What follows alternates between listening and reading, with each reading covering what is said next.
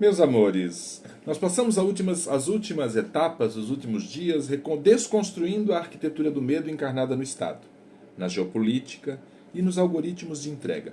Mas a nossa jornada de descolonização psíquica estaria tragicamente incompleta se não tivéssemos a coragem de olhar para o teto da nossa própria prisão espiritual.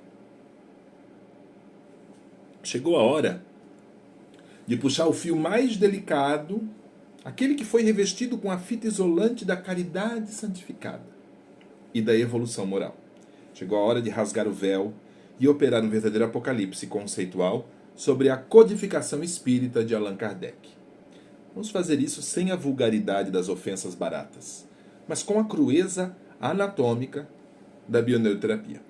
Vamos iluminar a sombra daquele século XIX francês, onde um burguês letrado, imerso no positivismo e no evolucionismo linear de sua época, tentou usar a régua do racismo científico europeu para medir o progresso da alma imortal. O que Kardec nos apresentou como revelação dos espíritos nada mais foi do que uma brilhante e perversa operação de branqueamento cosmológico, onde saberes circulares profundos da ancestralidade negra e egípcia foram sequestrados, filtrados pelo crivo do moralismo cristão de fanáticos medievais e devolvidos ao mundo, sob a forma de uma escada evolucionista que colocava o homem branco europeu no topo e o negro e o indígena no porão da escala espiritual. Preparem-se para a cátedra da demolição do dogma. Para compreendermos a fraude teórica que estruturou o espiritismo, a neuroarqueologia do inconsciente nos obriga a rastrear de onde vieram as peças desse quebra-cabeça. Kardec não inventou a imortalidade da alma, a reencarnação ou a comunicabilidade com os mortos. Esses conhecimentos já eram a base viva das tradições originárias africanas e ameríndias há dezenas de milhares de anos. No Egito Antigo, Kemet, a Terra Preta, a Terra dos Negros, as leis da reencarnação e do Tribunal de Osíris já estavam esculpidas nas paredes de pedra antes de o primeiro europeu aprender a grafar sequer o alfabeto. A filosofia hermética originária ensinava o princípio do mentalismo e da correspondência, mostrando a unidade indissolúvel entre cosmo e psique. O que o intelectual Hippolyte Léon Denisard Rivail fez, sob o pseudônimo de Allan Kardec, foi um ato clássico de extrativismo epistemológico colonial. Ele pegou essa cosmologia circular, holística e não dualista, e a submeteu ao filtro do dualismo cristão ocidental, fortemente influenciado por pensadores como Agostinho de Hipona. Agostinho foi grande arquiteto da culpa ocidental, o homem que transformou o ensinamento libertador do Nazareno em uma teologia do pecado original, da dívida impagável e da necessidade de punição e expiação. Kardec tirou o pecado original de Agostinho e colocou no lugar a expiação do passado espiritual. A estrutura psíquica de controle permaneceu rigorosamente a mesma. Você nasce para pagar uma dívida, você sofre porque merece, e a sua dor atual é o recibo de um erro anterior. Esse sincretismo burguês substituiu o fluxo orgânico da confluência ancestral por uma contabilidade bancária kármica. Aliás, o karma verdadeiro em nada se parece com essa coisa ocidental que chamam de karma, senão uma leitura pobre e especulativa. Abandonemos os panos quentes e olhemos diretamente para os textos. Muitos defensores da doutrina tentam relativizar as afirmações de Kardec, dizendo que ele era apenas um homem de seu tempo. Esse argumento é uma falácia pedagógica. Se as obras de codificação foram ditadas por espíritos puros, superiores e imunes às limitações da matéria e até do tempo, como explicar que o preconceito, a segregação e o racismo científico mais tacanho da antropologia oitocentista estejam gravados de forma indelével na base da doutrina? Abramos a Revue Spirité, a Revista Espírita, de 1861 e 1862, e o próprio Livro dos Espíritos, na questão 187, ao teorizar sobre a escala da reencarnação, ou nas suas dissertações pessoais, Kardec afirma categoricamente que a raça negra representa um estágio de infância espiritual, uma transição grosseira entre o animal e o homem civilizado. Ele escreve textualmente que o negro é menos capaz de concepções abstratas e que o progresso espiritual exige que aquele espírito encarne futuramente em uma raça mais adiantada, ou seja, na raça branca europeia.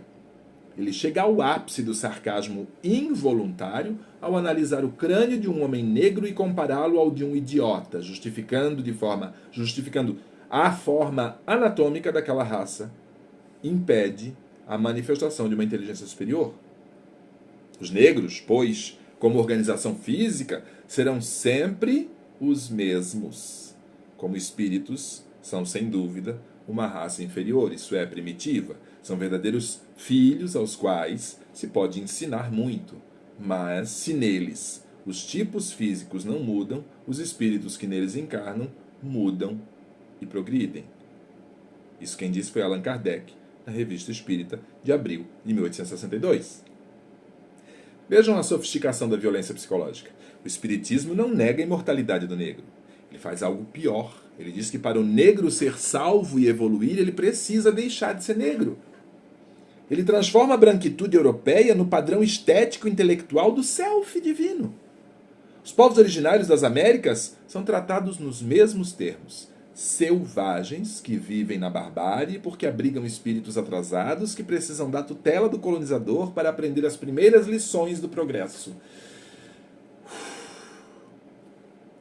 Trata-se da legitimação espiritual do colonialismo. O chicote do feitor e o genocídio indígena deixam de ser crimes geopolíticos e passam a ser vistos como ferramentas de expiação necessárias para o adiantamento de almas rebeldes. É a perversão máxima da espiritualidade sem fronteiras. É preciso fazer justiça histórica a um ponto. O projeto inicial de Allan Kardec era puramente positivista. Ele queria criar uma disciplina científica, um método empírico de observação dos fenômenos de efeito físico e inteligente para estudar as faculdades da alma. Ele queria investigar a mediunidade como a física investiga o magnetismo. Se ele tivesse permanecido nesse quadrante, o espiritismo teria sido, talvez, uma linha de pesquisa da psicologia ou da neurologia nascente na época. O desastre, a ruína institucional, o nascimento do preconceito sistematizado ocorreram quando Kardec cedeu à pressão do ambiente clerical francês e inventou o Evangelho segundo o Espiritismo. Nesse momento, a investigação científica morreu e nasceu a religião moralizante. O laboratório deu lugar ao púlpito. Ao tentar decifrar as máximas do Cristo sob a ótica do evolucionismo moral, a doutrina abriu as portas para a fanatização.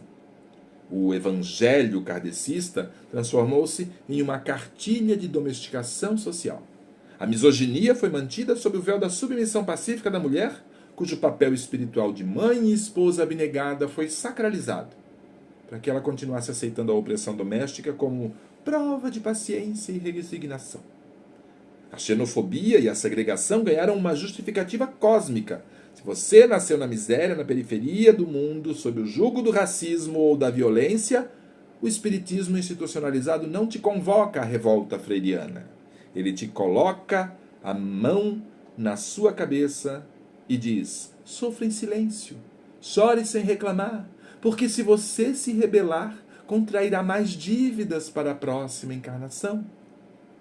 A caridade espírita tornou-se uma técnica de manutenção do status quo, um anestésico social que distribui sopa para o corpo enquanto coloniza a mente de assistencialismo.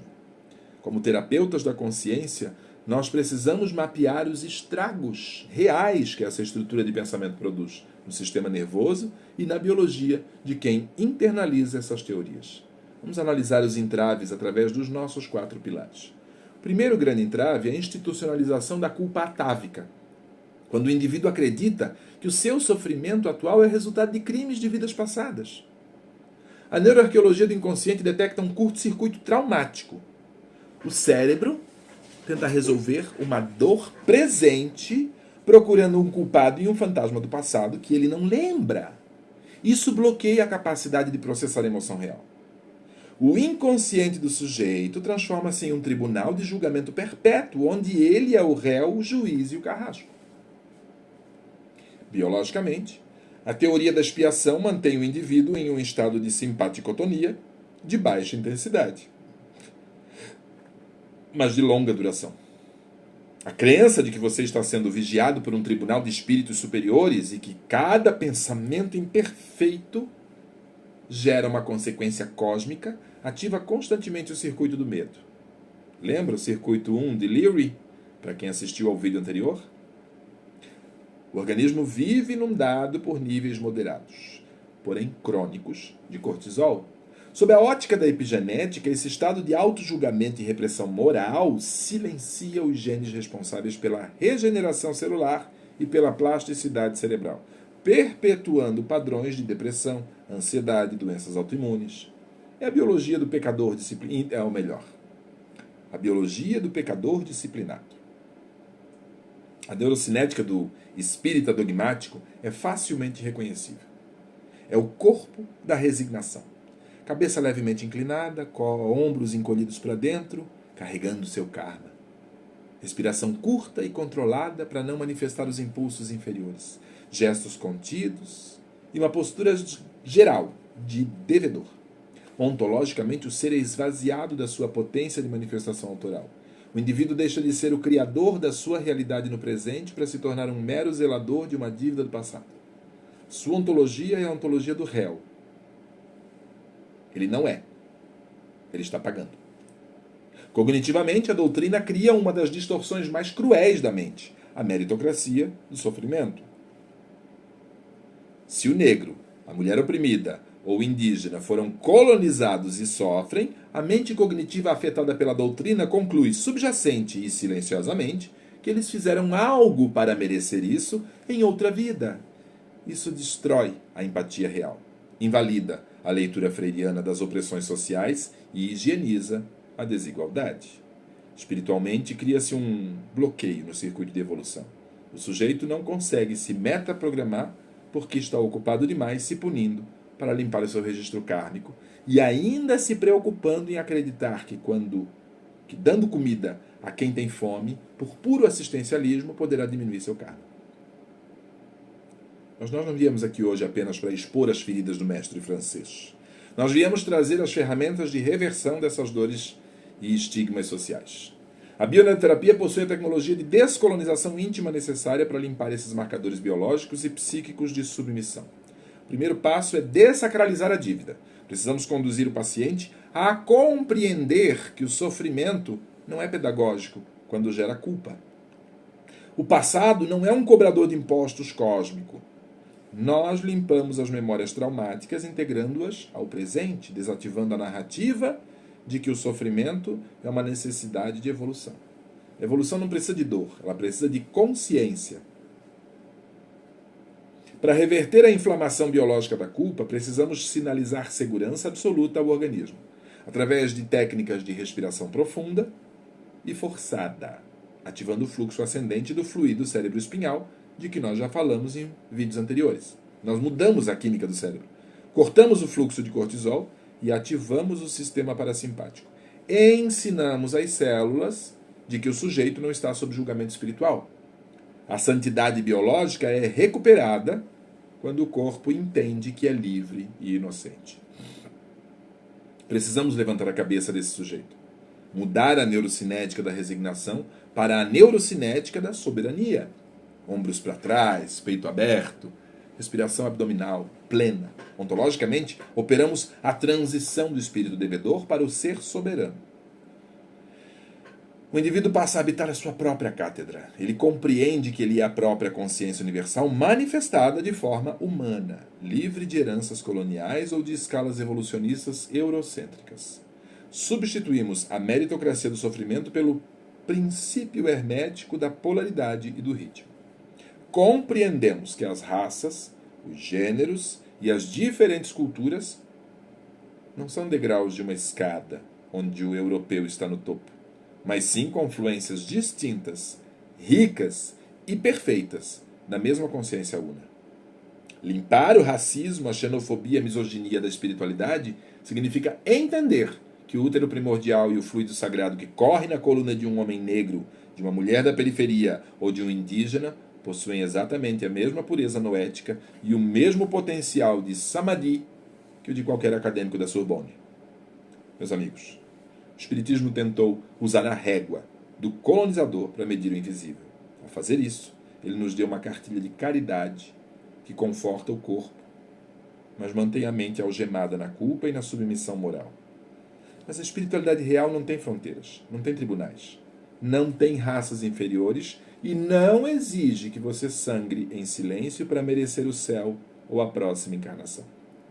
A verdadeira anarquia pessoal e interior exige que você demita todos os juízes espirituais que você instalou na sua cabeça. Demita o Kardec racista, demita o Agostinho culpado, demita a contabilidade bancária do karma. Agora que o véu foi rasgado e a maquete de controle moralizante desmoronou diante dos teus olhos, eu deixo essa pergunta, que eu espero ecoe nas suas entranhas. Até quando você vai continuar aceitando que o diagnóstico de que o seu ser é um espírito imperfeito e devedor, pagando prestações de uma dor fantasma apenas porque lhe convenceu de que carregar as suas próprias correntes com paciência é o único caminho para a evolução?